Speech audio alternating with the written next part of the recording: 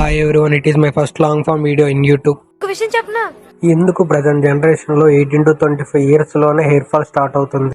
Old generation లో issue లేదు, present generation లోనే హెయిర్ ఫాల్ అనేది ఎక్కువగా ఉంది. అసలు ఎందుకు ఇలా జరుగుతుంది అనేది ఈ వీడియోలో మనం చూద్దాం.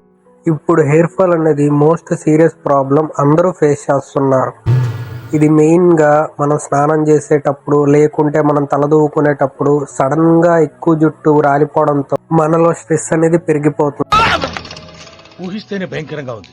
దీనికి one of the main reason chronic stress, job dead lines కానీ, లేకుంటే ఓవర్ థింకింగ్ కానీ, ఫోన్ అడిక్షన్ కానీ, లేట్ నైట్ వరకు మేల్కొని ఉండటం కానీ, ఇవన్నీ హెయిర్ ఫాల్ కి రీజన్స్ గా మారుతున్నాయి. దీనికి ఇంకో బిగ్ రీజన్ వచ్చేసి ప్రాపర్ గా మనం డైట్ మెయింటైన్ చేయలేకపోవడం, జంక్ ఫుడ్ ఎక్కువగా తింటాం, ఆయిలీ అండ్ ప్యాకేజ్డ్ ఫుడ్స్ ఎక్కువగా తింటాం, ఇన్స్టెంట్ ఫుడ్ ఎక్కువగా తింటాం అనేది కూడా దీనికి ఒక రీజన్ అవుతుంది. ఈ జంక్ ఫుడ్స్ లో న్యూట్రిటివ్ వాల్యూస్ అనేవి 0 క్వాంటిటీలో ఉంటాయి. ఇవన్నీ మన రూట్ హెయిర్స్ ని వీటిని వీక్ చేయడానికి యూజ్ అవుతాయి. Protein quantity, vitamin quantity, iron quantity అనేది లో క్వాంటిటీలో ఉండటం వల్ల రూట్ హెయిర్స్ కి ప్రాపర్ గా సపోర్ట్ ఉండట్లేదు. మనం తినే ఫుడ్ లో లో protein quantity, iron quantity, vitamin quantity తక్కువ ఉండటం వల్ల వీక్ రూట్ హెయిర్స్ కి అది దోహదపడుతుంది. స్లీప్ టైం చేంజ్ అవ్వడం వల్ల, లైఫ్ స్టైల్ చేంజ్ అవ్వడం వల్ల, స్క్రీన్ టైం పెరగడం వల్ల, సన్లైట్ ప్రాపర్ గా తీసుకోకపోవడం వల్ల, ఇర్రెగ్యులర్ స్లీప్ సైకిల్ వల్ల హార్మోనల్ డిస్టర్బెన్స్ అనేది జరుగుతుంది.